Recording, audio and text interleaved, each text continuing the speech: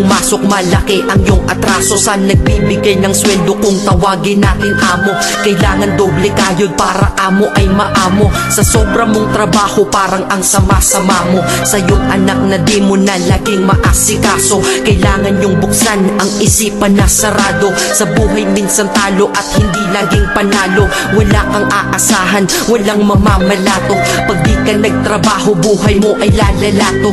Kahit pagod ka na, ang sinasabi mo wala to. Mahirap ang mabuhay, anong magagawa ko? Kailangang magtrabaho upang mabuhay sa mundo.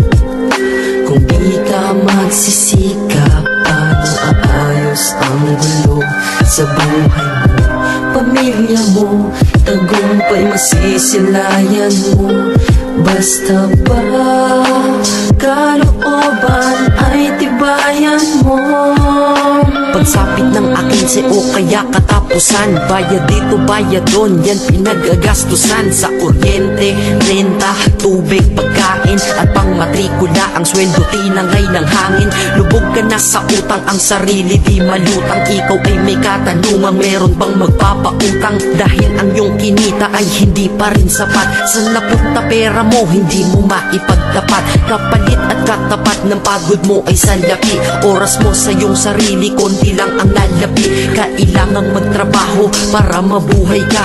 Para mabuhay ka, kailangang magtrabaho pa. Pero pagod ka na, gusto mo nang sumuko, diba?